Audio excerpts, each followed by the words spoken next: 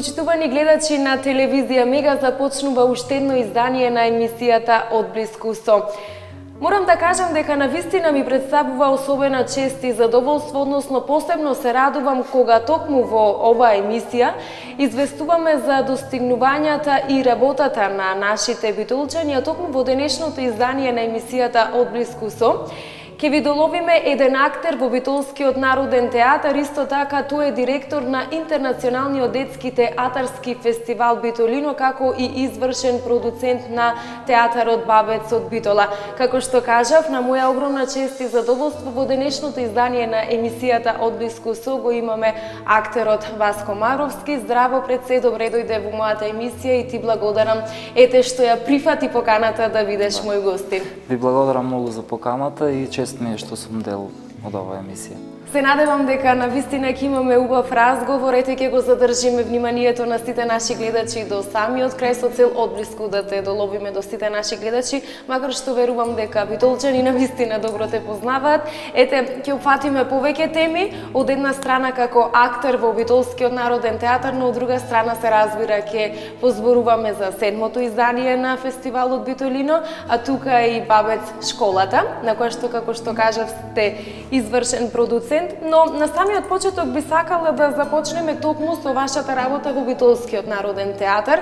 Неодамна се случи премиерата на представата Смислата на животот во режија на Благој Мицевски, каде што толкувавте улога и токму вие. Еве на самиот почеток би сакала да позборуваме токму за таа представа.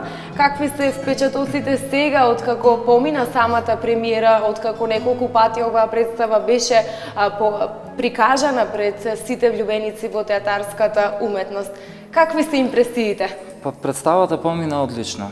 Значи, очекувавме, бидејќи темата на самата представа е блиска сепак до луѓето во Битола, ги допре темата на геноцидот на евреите. Автор е Идо Нетањаху, значи ова беше светска премиера, преизведба на текстот. Публиката одлично ја прими, значи имавме 4 или 5 изведби, преполна сала. Кога ние најчесто актерите кажуваме, кога во публика се слуша кој ќе помине и мува, значи сме успеале, сме постигнале целта. Значи го задржавме вниманието на битолската публика. Текстот е многу интересен. Благој Мицевски има еден свој собствен, веќе предпознат стил како режисер, што мене лично многу ми се допаѓа. Има една чистина. Целиот концепт е насочен кон актерот, значи актерот е на прво место. И мислам дека направивме добра представа која што вреди да се гледа во секој случај. Така, ете и една отворена покана нели за сите гледачи кои што не успеале од определени причини токму да ја погледнат оваа представа во наредна прилика кога ќе биде на репертоарот на Народен театар во Битола да го сторат тоа. Сега би сакала малку да се задржиме на твојата улога токму во представата Смислата на животот. Ете, кој лик го толкуваше ти? Толкувам два лика. Едниот е докторот Леман, значи германец кој не по своја волја бил вклучен во сите оние акции кои ги правеше во тоа време Хитлер. И од друга страна толкувам ликот на Довидел Штерн, значи евреин, пријател на Виктор Франкл, на главниот лик во представата, кои се наоѓаат заедно во логорот. Интересно е како ликовите се развиваат и се работи за една клиника. Значи, Виктор Франкл е еден од најпознатите 3 психолози кои делуваат во тој период во 50-тите години. Значи, после Фројд и Јунг, Франкл се смета како основоположник на еден нов систем на логотерапија, лечење на луѓето со системот логотерапија. Освен тој лик, сите други ликови се измислени. Значи, во мојот лик од самиот почеток почнува како доктор, на крајот завршува како пациент и мислам дека и целта на авторот беше во еден момент секој од ликовите да тргне од доктор да стигне до пациент. Значи постојано ги менуваме ракурсите на гледање на нештата, бидејќи секој човек има своја тежина, има своја приказна. Мислам дека тие 3 ликови, ликот на Бети, Франкл и Леман, се носителите на действието кои што полека во текот на представата ја откриваат својата вистина, ја кажуваат својата вистина, својот поглед кон нештата и на крај за жал заклучуваме дека сите тие ликови се многу несреќни заради оние случувања во општеството кои ние сакале или не влијаат на нас како луѓе.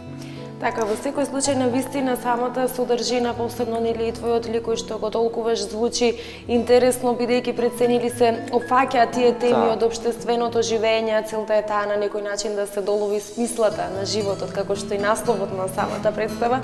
Јас лично немав можност да ја проследам представата, но од моите колеги, од моите пријатели што имав можност да ги слушнам впечатоците на вистина се одлични, па се надевам дека во скоро време ќе го сторам тоа. Бидејќи целта на мојата емисија е одблиску да те доловиме до сите наши гледачи, па затоа би сакала да направиме некоја си ретроспектива на тоа Васко Мавровски како актер. Пред се би сакала да започнеме со твоите почетоци. Кога се роди твојата љубов токму кон театарската уметност? Па се роди, мислам дека бев 5-то или 6-то одделение, уште во основното училиште во Тодор Ангелевски. Тогаш формиравме драмска секција која раководеше мојот дедо, сега починат Петар Стојковски Бабец. И мислам дека од основно училиште веќе започнав тогаш аматерски се разбира да се занимавам со театар, потоа продолжив и ја основавме тогаш драмската аматерска група Солза и Смеја. Во моите средношколски денови додека учев во гимназијата Јосип Броз Тито, ја основавме драмската аматерска група Анима, се до моментот кога се запишав на факултет и официјално започнав да учам за актер. Првата представа професионална ми се случи 99-та година, значи тогаш имав 18 години и статирав во Македонска крвава свадба во режија на Љупчо Георгиевски.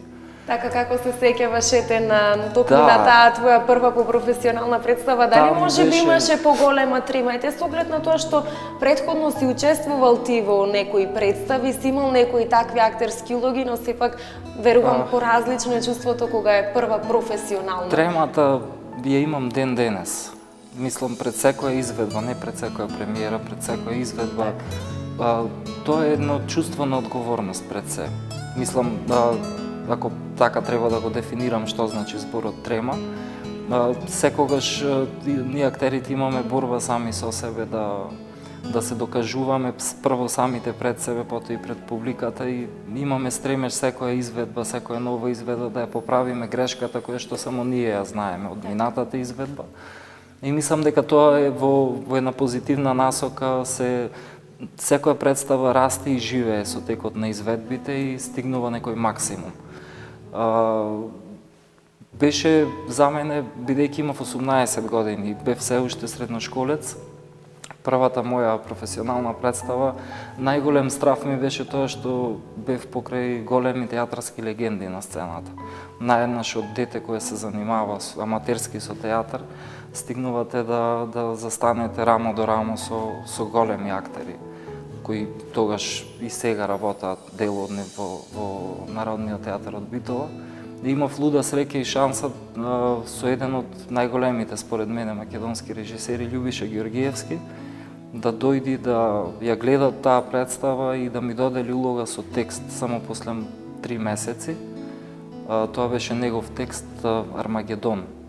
И тоа ми е првата професионална представа со текст, бидејќи во првата статирав. И се сеќавам како ден денес, буквално на сите проби се сеќавам како Борис Чоревски ме учеше како се држи нож на сцена.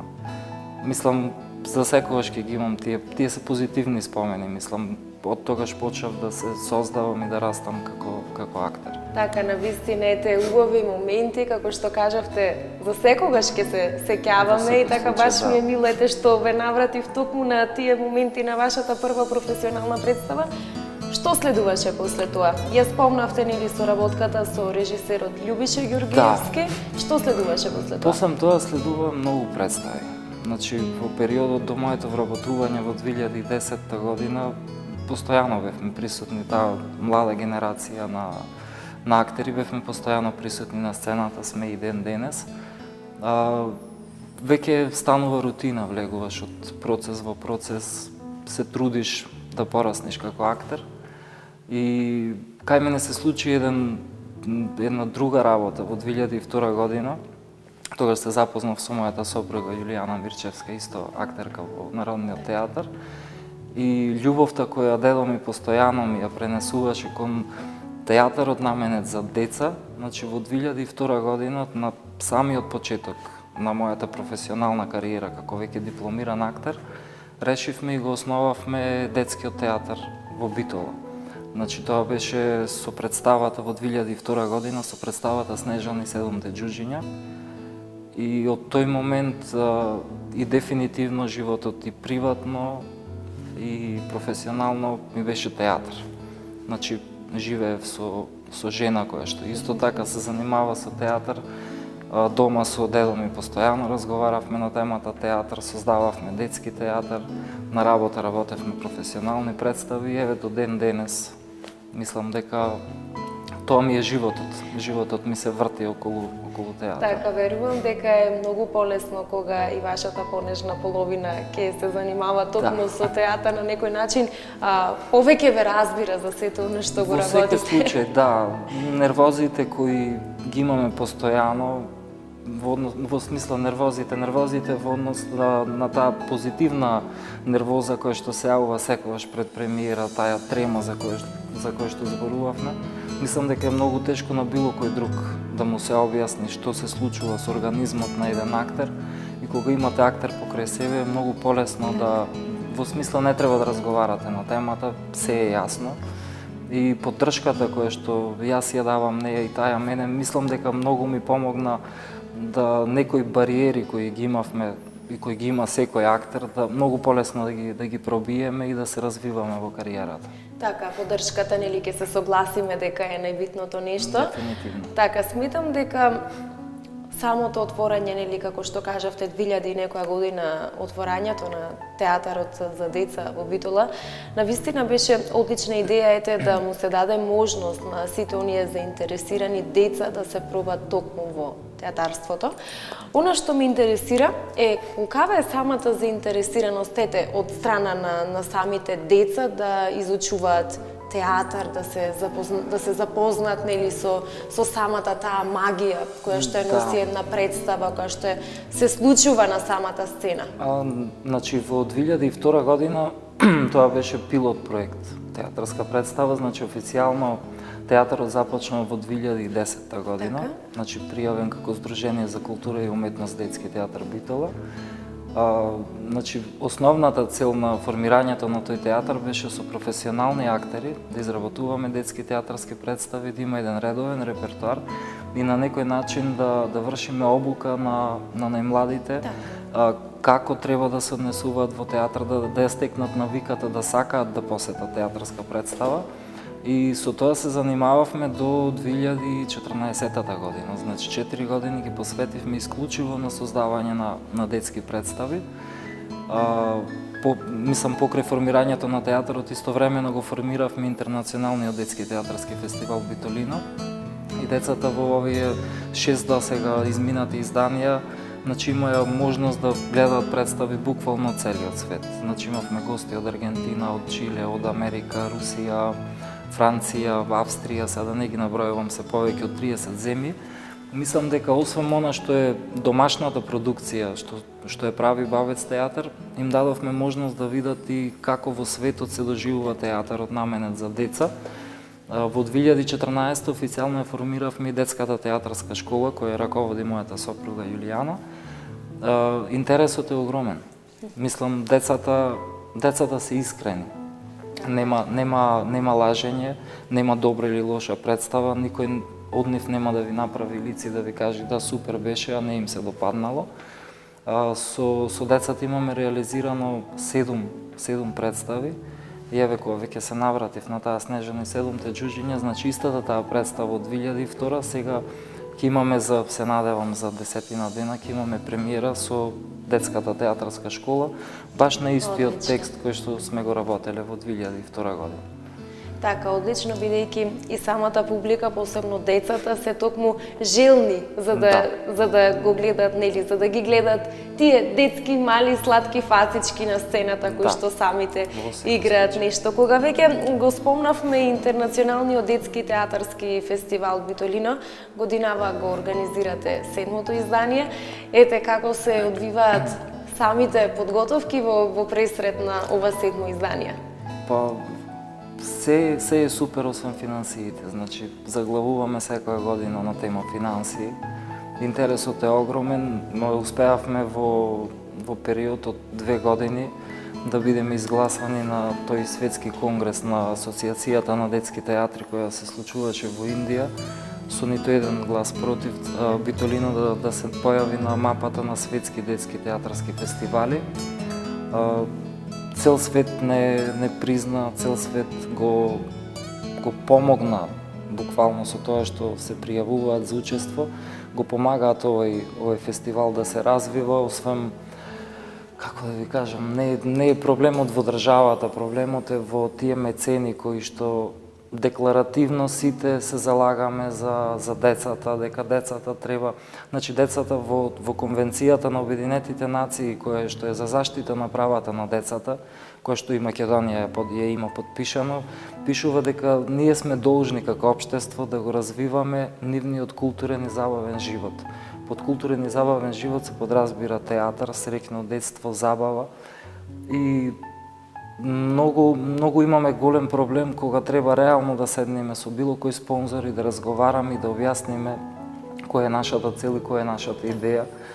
И кога по 6 години постоење со цело тоа CV во кое сме потрошиле над 10 милиони денари буквално за обука на децата, да го сакаат и да го гледаат театарот, да добиваме одговори дека секоја година тие не се во можност да го помогнат фестивалот. И секоја година успеваме, не знам како, искрено не знам како, успеваме да ги покриеме трошоците, да исполниме целта на децата, да им понудиме одлична програма, да можат да видат разни типови на театар, бидејќи ние каниме гости кои имаат куклени представи, класични детски представи. На неколку години со ред од Франција доаѓаат денс театри кои се исклучиво се занимаваат со танцов театар за деца. И кога секоја наредна година стигаме до моментот финанси, заглавуваме и многу нервози се во прашање. На крајот некако успеваме тоа да го направиме, само што ентузијазмот завршува посем првата, втората, третата година. Веќе од тој момент натаму треба професионално да се поставите прво вие како професионалец, бидејќи ние потпишуваме договори со сите тие театри. Една најмала грешка и неисполнување на договорот кој го нудиме на театрите, сепак се тие големи светски театри, ќе не чини многу. Навистина е жално што е така, но ете ќе се надоврзам на онаа поговорка кога се сака се може. Вие сте доказ за тоа, бидејќи ете како што викате и самите не знаете како, но успешно изминатите 6 години го организиравте токму Битолино. Па ете нека послужи ова како еден апел до сите македонски институции и фирми да ја дадат својата поддршка токму за организирање на овој фестивал, бидејќи од една страна нели афирмација како за самиот град, така и за Македонија. Дефинитивно. Мислам, Министерството за култура од првото издание, па се до ден денес и ова 7-мо издание веќе официјално го поддржува, символично го поддржува во секој случај. Еден фестивал кошта негде околу милион и пол илјади денари. Ние добиваме 200.000 денари од Министерство за култура, значи тоа е еден минимален дел кој што покрива многу минимални трошоци кои ги имаме. До пред некоја година, со исклучок на минатата, нели, Битфест и општината Битола го подпомагаше символично во секој случај фестивалот, но имаме еден дел од 80% од буџетот кој што буквално, кажемо народски, нарамо го носиме и на мускули туркаме, ма тешко е. Тешко е, трошиме енергија која што можеме да ја потрошиме многу попозитивно отколку тоа да одиме од врата на врата и да се докажуваме кои сме, зошто сме. Ама реалноста е таква, за жал. Така, навистина е тешко, но вие сте храбри и истрени. И ете се надевам дека овој апел ќе стигне токму и до институциите, но од друга страна ќе стигне и до фирмите да дадат придонес нели за организација на 7-то издание на фестивалот Битолино. Ќе се навратам уште малку на твојата работа како актер во Битолскиот народен театар. Имаш навистина голем број актерски улоги позади себе, но она што ме интересира, дали можеби има некоја театарска представа која што можеш, или театарски лик кој што си го толкувал, кој што можеш да го издвоиш како посебен, каде што премногу си се познал можеби во самата улога или си ја доживеал на некој таков посебен начин, или секоја те представа си е приказна самата за себе си? Да, во секој случај многу често кажуваме дека кога имаш 2 или 3 деца и кога ќе те прашаат кој го сакаш повеќе, никогаш не можеш да кажеш кој е детето кој го сакаш најмногу. Сите тие се мои творби кои што сум ги создавал на различен начин. Мене повеќе ме врзуваат улогите, представите со тоа што ми се случило приватно во животот, нешто што ми помогнало да ми се отвори нова врата. Ако започнам од почетокот, многу ми се драги представите, за жал се само 2 во кои настапував заедно со мојот дедо. Најдрага ми е представата во која се запознав со мојата сопруга. Драги ми се представите Хенри VI, со која што го поминавме буквално целиот свет. Гостувавме за прв пат во Глоб театарот во Лондон. Настапивме на македонски јазик, бевме во Кина, бевме во Америка. Значи, повеќе ме представите ги врзувам со моите приватни доживувања, отколку со тоа да ме врзува некој лик. Значи, ние во секој лик вложуваме дел од себе, но мислам дека дистанцата која ја правиме, бидејќи не во секој лик е Васко Мавровски. Значи, дел од себе да, но сето на другото е формирање на еден човек кој што го бара авторот на текстот, режисерот и така натаму. Така, дали можеби имаш некој посебен лик или некоја посебна театарска представа која што мечтаеш за неа или која што сакаш да ти се случи во догледно време? Па, ја обожавам руската драматургија. Конкретно не можам да кажам што, ама Чехов, Достоевски ми се автори кои што би сакал да се потрошам и да бидам дел од тие представи. Така се надевам и ќе ти посакам да ти се случат во скоро време.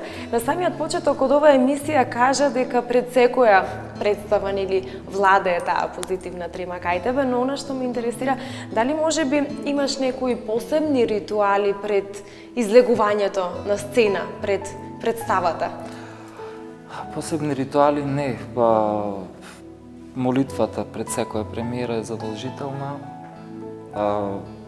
Еве, например, костимот никогаш не сакам да ми биде во гримьорната, каде што се преслекувам, секогаш сакам да ми биде во хорникот. Тоа се некои ритуали. Се извинувам, мене дедо ми секогаш ми велеше кога влегуваш во театарот со првото бришење на чевлите пред влезната врата, сите своји проблеми приватни ги оставаш надвор и влегуваш во театарот како чист, прочистен човек, дојден за да ги забавува луѓето. И другиот разговор кој секогаш ми го повторуваше, ми велеше секогаш треба биде свесен дека цел живот ќе треба некого да забавуваш. Значи, ако ги прифаќаш тие работи, тогаш си спремен за да влезеш во театарот.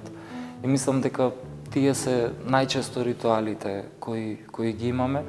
Најважен е процесот на создавање на представата. Значи, тие кафиња кои ги пиеме во бифето, разговорите на тоа што ни се случувало на проба, што треба следниот ден да направиме, се многу поважни отколку самиот чин на одигрување на представата.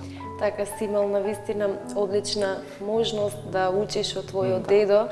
нели сите овие совети и мисли кои што тој ти ги дал се од посебно значење. Многумина велат дека театарот, работата во театарот е како еден вид на магија.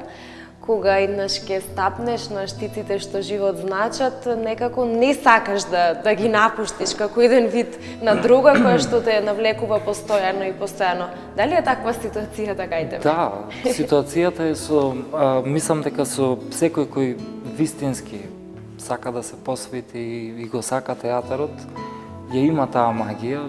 Чудно е што било каква болка која имате приватно пред представата, во текот на представата исчезнува. После завршувањето на представата се појавува истата болка со 3 пати поголем интензитет. Значи тоа се работи кои не се објаснуваат. Значи секој излегување на сцена се влегува во една друга димензија. Сепак сте човек кој што некој некаде го создал. Сте дел од нечија фантазија, најчесто фантазијата на авторите кои додека го пишувале, си замислувале некаков лик дека ќе го толкува тоа што вие сте го напишале и последно беше многу интересна ситуацијата кога авторот Идо, бидејќи е жив автор, многу се интересираше како изгледаат луѓето кои ги толкуваат неговите улоги. И се сеќавам дека се наместивме во таква семејна фотографија и му ја испративме. И после тоа беше многу интересно неговиот однос кон нас, бидејќи сепак нели не ме замислувал мене дека јас ќе го толкувам Леман, но како му се врзуваат работите. Како тој ги замислувал и имаше реакцијата беше да, супер. Значи, на иста линија сме, бидејќи сепак и физичкиот изглед и начинот на игра, секој од нас има различен начин на игра, се многу важни кога се создава и се креира еден лик. Така, бидејќи целта на мојата емисија е што поблиску да те доловиме до сите наши гледачи, од една страна од аспект на работа, на професионалност, но од друга страна да опфатиме некои прашања од приватен живот, но сепак да не навлегуваме премногу во интимноста. Театарот е одлична можност и за прошетка низ светот, нели за представување на вашите представи пред поголема публика на секаде низ светот. Ете спомнавте патување во Лондон, Кина, од сите тие места каде што сте билете, кое е на место што ви оставило вас лично најголем впечаток и која може би она дестинација во светот каде што сакате да патувате? Во Кина дефинитивно не би сакал да се вратам. Зошто? Не знам, мислам дека тогаш беше периодот кога Пекинг беше најмногу загаден. Мислам доживувањето е феноменално, не се опишува да се посебно моментот кога отидовме на Кинескиот зид. Значи тоа е нешто што во животот ви останува како спомен за секогаш. Лондон е можеби втората дестинација која што ми остави впечаток позитивен, но патувањето мое со детскиот театар во Санкт Петерсбург мислам дека е нешто што нема никогаш да го заборавам. Имам посебен однос кон таа руска култура и кога се што сум гледал на интернет и се што сум видел во документарни емисии посветени на Санкт Петерсбург и на Русија, кога го гледате во живо, мислам дека е непроценливо. Единствено за дестинација мечтам турнеја заедно со мојата сопруга. Дефинитивно, бидејќи се случува од кога се родија децата, да во едната представа играм јас, во другата игра таа, за да има еден кој што ќе ги чува дома. И никако да успееме да се погодиме заедно, да одиме заедно на турнеја. Значи тоа ми е како желба, како мечта. Така ќе ти посакаме тоа во скоро време да ви се случи. Покрај сите овие обврски, нели, работата во Битолскиот народен театар, организирањето на фестивалот Битолино, тука е школата за театар. Што е она што најмногу го сакаш во животот? Ете, настана поврзано со театарот, со актерството, што е она што најмногу те прави среќен? Дали може би имаш некое друго хоби освен театарот? за хоби немам време за друго хоби, бидејќи театарот ми е комплетно животот. Така? Но моментите кога дома гледаме цртан филм со сопругата и со дете, со ќерката и со синот, ми е момент кога се релаксирам. Ги имаме гледано сите цртани по 15 пати и секогаш се нови, интересни, бидејќи анализите кои ги прават децата се непроценливи. Со секој ново гледање откриваме нови работи кои дури ние како возрастни не сме ги забележали, а ги има. Мислам дека тоа ми е моментот кога се релаксирам. Така. Буквално се релаксирам. А какви се афинитетите на вашите деца да бидат како мама и тато? Постои или кај нив љубов токму кон театарот? Се обидуваме да ги исполнуваме желбите кои ги имаат. Мојата ќерка Веда е дел од театарската школа од самиот почеток. Сака да биде како мама во секој случај, но се обидуваме да ги отвориме хоризонтите толку колку што дозволува градот, бидејќи па и нема нешто многу што се случува за да може детето само да избери со што сака да се занимава. Одиме на танци, одиме во музичко училиште и изборот е отворен, изборот е нејзин. Значи таа што треба да одлучи. Се надевам дека нема да се реши за театар, но и да се реши поддршката од мене и од мама ќе биде сигурно. Е тука, во Да, секое време. во секое време. А кажи ми, покрај сите овие обврски, колку има она слободно време за излегување со пријателите, пиење кафе на широк стокак или можеби не го практикуваш тоа, туку се оние интимни средби во бифето на Народниот театар во Битола? Па од 2007 година, од кога се роди Веда, заборавивме на тие излегувања на широк стокак. Некако се менува смислата на животот. Апсолутно, кога имате дете, работите стануваат малку посериозни, малку повеќе се посветувате на приватниот живот, отколку на излегувањето на кафе на широк стокак. Не дека тоа не сакаме и не го правиме, но од секојдневие пиење кафе, веќе кафето ви станува луксус. За да можете, зборуваме сега, да седнете на рад и да пиете кафе на широк стокак. Тоа ни се нема случајно со сопругата, исто така мечтаиме еден ден да седниме сами, да испиеме кафе. Секогаш тука има некој кога го бркате, кој има друг интерес, или ќерката или синот. Но пиењето на кафе во театар е повеќе разговор за театар, отколку пиење на кафе. Дружбите во театар ги има, бидејќи сме секојдневно заедно и мислам дека се полуприватни, полупрофесионални, бидејќи секој за секој знае многу работи. Не можете да ги скриете чувствата, емоциите, проблемите кои ви се случиле во текот на денот. И најчесто се колегите тие со кои споделувате што се случува. И мислам дека бифето ни е местото кое што сите не обединува. Така, затоа реков, нели, тие интимни средби на некој начин во бифето на Народниот театар.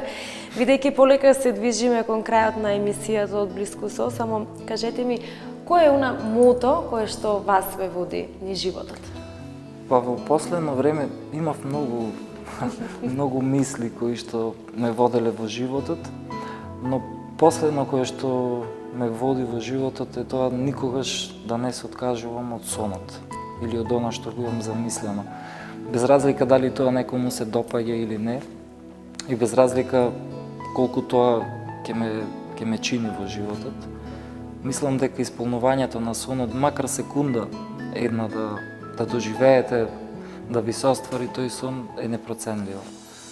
Мислам дека секој треба, особено младите луѓе, јас целиот мој живот сум имал комплетна поддршка од моето семејство за се што сум направил. Тоа продолжи со моето ново семејство кое го формирав и се чувствувам како среќен човек, бидејќи секогаш има некој кој што верува во мојот сон. И мислам дека секое дете и секој човек, особено децата, треба да веруваат и да бидат упорни и доследни до крај. Така, прекрасно кажано за самиот крај. Мене ми останува само да ви се заблагодарам за вашето гостување, за издвоеното време што бевте дел од денешното издание на емисијата Од Блиску со.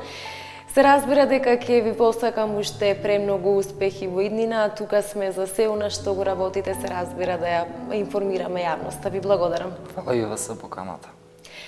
Почитувани гледачи, ние дојдовме до крајот на уште едно издание на емисијата Од блиску со ја. Сперувам дека и со мојот денешен гостин успеавме да го задржиме вашето внимание до самиот крај. Ви благодарам уште еднаш за вниманието со кое што не следевте и како што кажа нели и самиот актер Васко Мавровски, никогаш не се откажувајте од вашите соништа. Довидување, имајте убав остаток од денот.